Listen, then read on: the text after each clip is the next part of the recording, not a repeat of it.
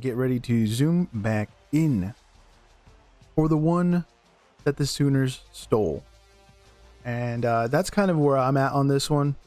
As I look more into it, I kind of was unfortunately not able to watch this game fully, but going in and looking at just the highlights of, angry Auburn fans on this one, I think they're quite justified.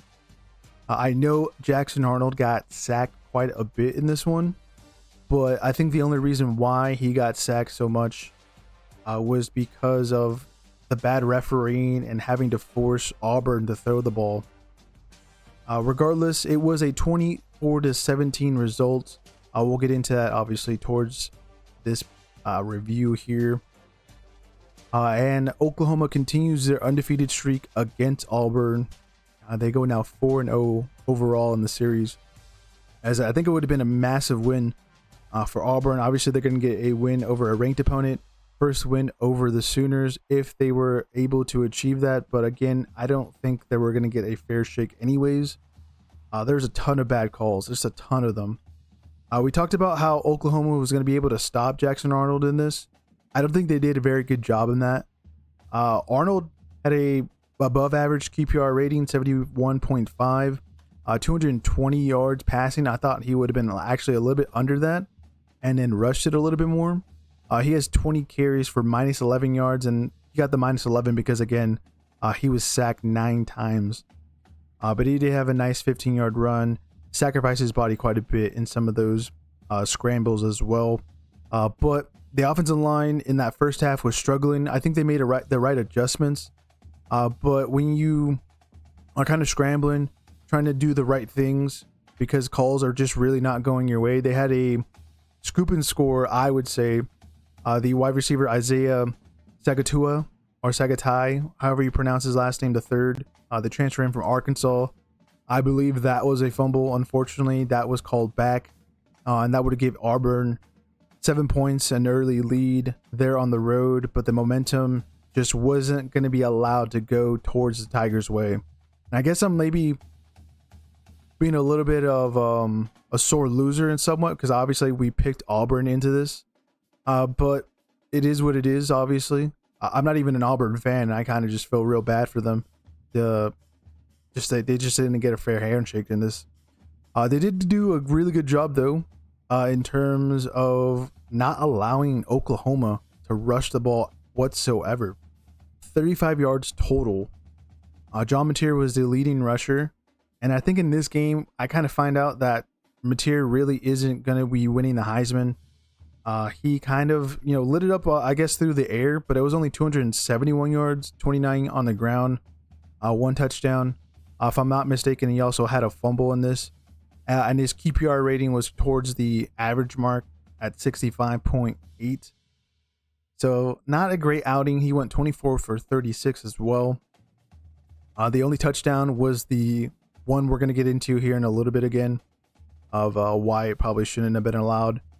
But again, when you're constantly throughout a game being called back, not allowed to have scores that you should have had, you're going to have to adjust to that. And I think the play style, unfortunately, towards the end of the game didn't favor Auburn and having to pass the ball so much. They did have an impressive drive there at the end in the fourth quarter to get 7 points and be back on top of Oklahoma. But when you have to, again, go after that scoring drive that Oklahoma had towards the end and having to pass it again, you're going to get sacked quite a bit. And that was what kind of made up those 9 sacks there. But for me, I think that touchdown from Mateer to Sagatelia, again, I'm going to mispronounce his last name constantly throughout the year, that should have been called back. And obviously, again, Arnold got sacked, but this touchdown right here shouldn't have been allowed. It was also brought up after the game by the SEC commission that the refs missed this call. So when you have that on top of angry fans, it's kind of justified in saying that Oklahoma shouldn't have won this game and shouldn't have won this game by a possession. I think the safety wouldn't have even counted technically when you think about it. If they're down, they wouldn't have had the opportunity to pin Auburn back and to get those free 2 points. I just think this is a completely stolen game. There was some horse collar call that was in the game as well on Jackson Arnold that didn't happen. I guess the refs didn't want to pull flags on that. And then on top of that, there was a pass interference call as well, where an Auburn receiver was basically tackled before he had a chance to get to the ball or win the ball. This was like one of the worst games I think I've ever seen. Even though there was another call for one of the later games that I also didn't disagree with, but the officiating was, I honestly think it needs to be investigated. See if any kind of scumminess or anything like that was going on, because this game just from back to front was not called fair. And I did see some Auburn fans talk about and criticize their offensive line. I think the people that don't know ball would say, like, they'll look at the sack number and be like, well, he got sacked 9 times. I'm like, yeah, but he would have not got sacked 9 times if they had a comfortable lead, which they should have had. Again, they should have had a touchdown. Then obviously the 9 points that were gifted to the Sooners, that definitely would have made the difference there in allowing Auburn to win. And again, I'm beating a dead horse. The game's already passed, and I'm not too sure what the SEC is going to be doing about this. I think they should be doing something to kind of justify what's going on here. And that was just a very, very bad call game from the referees, which hopefully there's no kind of agenda. Hopefully there's nothing like that. I'm not really going to be digging into the stats because again, it was a game that really Auburn should have won. We picked them to win by 8 points. They technically would have if all the calls went the actual right way. But it is what it is. Jackson Arnold doesn't get his revenge on his former ball club.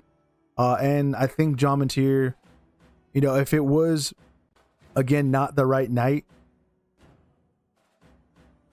for Oklahoma, he would have been proven again of why he's really not a Heisman Trophy finalist, to be quite honest with you. And if he does end up being one of those guys, I think it's going to be another bad look, because the last couple of years it's just not been so good in the winners kind of being awarded that award. Not that they don't deserve it, but there was definitely better players. Michael Penix Jr. got kind of robbed with Jalen Daniels getting the Heisman back in 2023. Last year, Genty getting kind of snubbed over Travis Hunter. I hope John Mateer isn't that guy that is gifted this award, because I think he still would have had a even worse night than what he already had, to be quite honest with you. But it is what it is. 24-17 is the final score there. As we continue through these